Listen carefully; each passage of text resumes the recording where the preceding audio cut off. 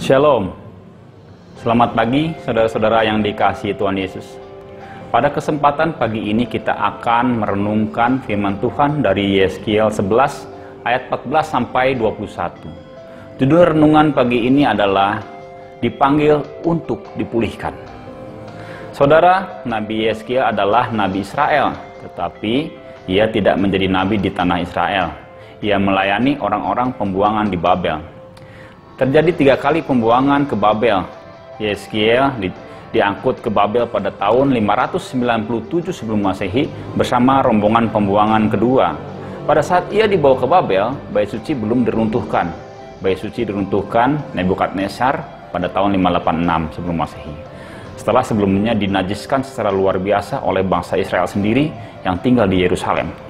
Saudara, kitab Yeskiel memiliki 4 tema besar dan pasal 11 termasuk dalam tema kedua. Tema bagian kedua adalah nubuat tentang hukuman Tuhan atas Yehuda dan Yerusalem. Pasal 11 sendiri berisi 2 perikop yang menceritakan penglihatan Yeskiel akan bobroknya pemimpin di Yerusalem. Mereka menajiskan bait suci, merancang kedurjanaan, dan menaburkan nasihat jahat. Oleh karena itu mereka dihukum Allah, lalu kemuliaan Tuhan beranjak dari bait suci menuju bukit Zaitun. Pada renungan kali ini kita akan fokus merenungkan bagian dari pasal 11, yaitu tepatnya Yeskiel 11 ayat 14 sampai 21. Saya akan membacakannya untuk kita semua. Yeskiel 11 ayat 14 sampai 21. Demikian firman Tuhan.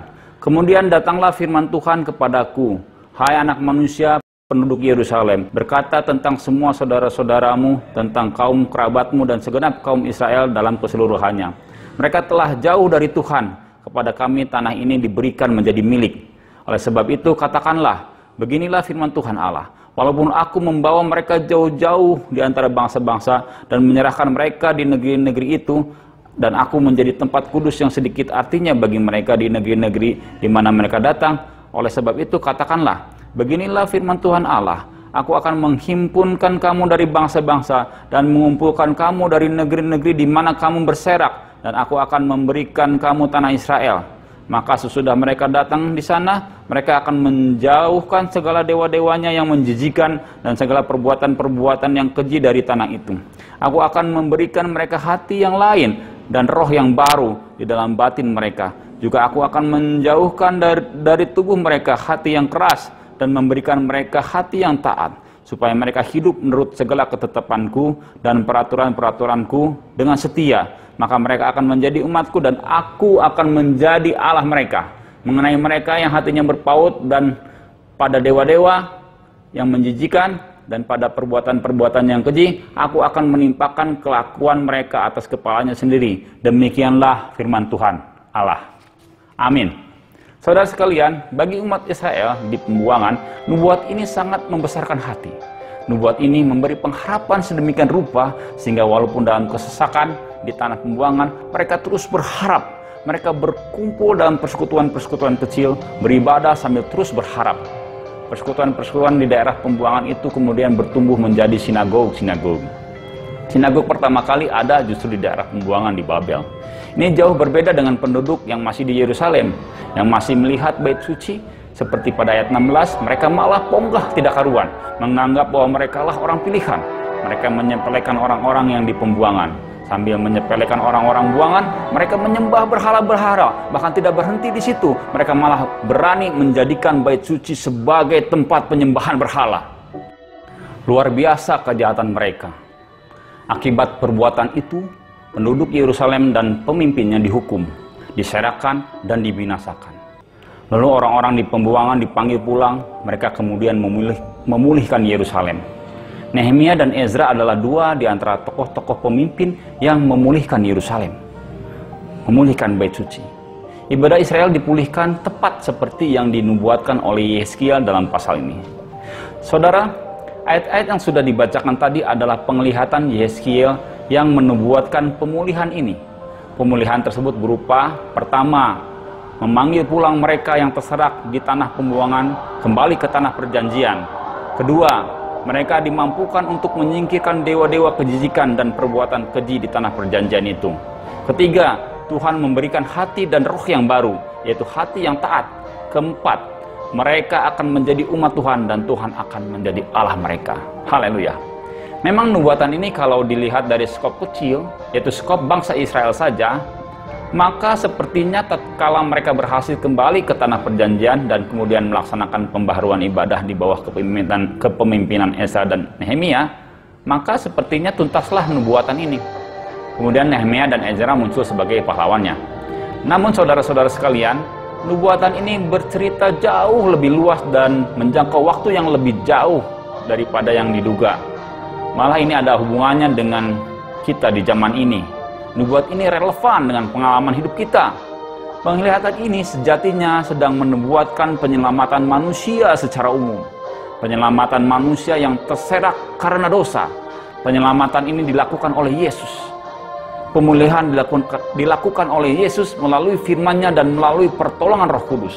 Pahlawan sejati dalam pemulihan ini adalah Yesus. Karena pengorbanan Kristus di kayu salib, orang-orang berdosa dipanggil kembali dan boleh masuk dalam persekutuan, ibadah dan penyembahan yang benar. Dalam Yohanes 4 ayat 23, Tuhan Yesus berkata, "Tetapi saatnya akan datang dan sudah tiba sekarang, bahwa penyembah-penyembah benar akan menyembah Bapa dalam roh dan kebenaran. Bapa menghadapi penyembah-penyembah demikian."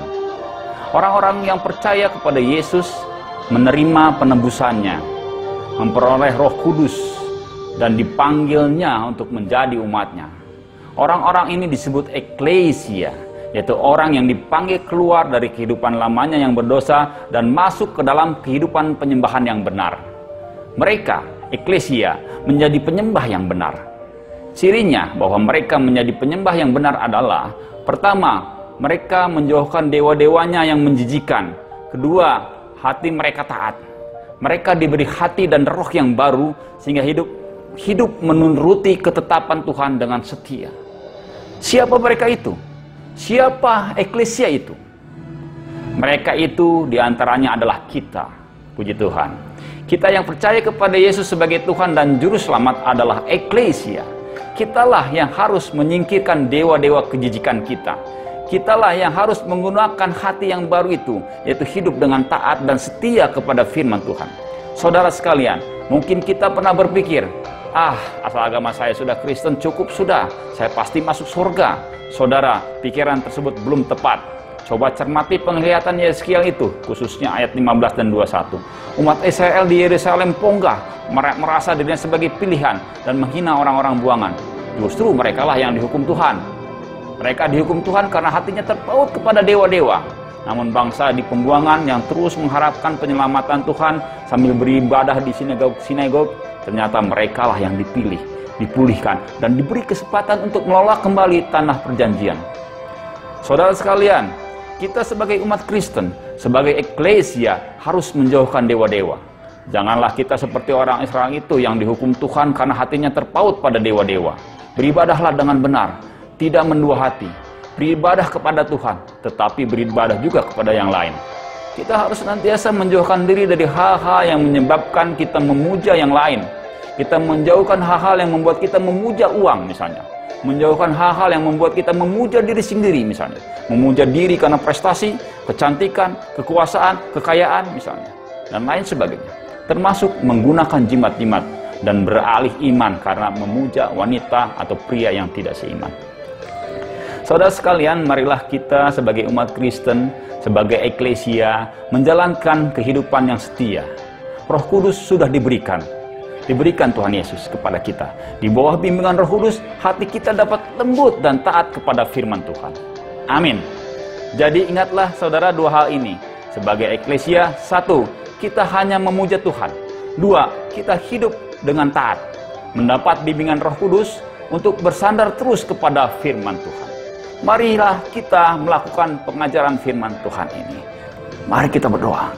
Bapa, terima kasih untuk pengajaran yang luar biasa dari Tuhan melalui kitab Yeskiel ini. Kami sungguh ya Tuhan memohon ampun karena mungkin kami mendua hati. Kami mohon ampun Tuhan karena mungkin kami mengeraskan hati. Kali ini ya Tuhan kami bertobat. Kami mau melaksanakan apa yang diperintahkan Tuhan melalui nubuatan dalam Yehezkiel ini. Terima kasih Tuhan, terpujilah Tuhan karena Engkau memuliakan kami dan mengarahkan kami supaya kami dapat beribadah dengan benar. Terpujilah nama Tuhan. Haleluya. Di dalam nama Tuhan Yesus kami berdoa dan bersyukur. Amin.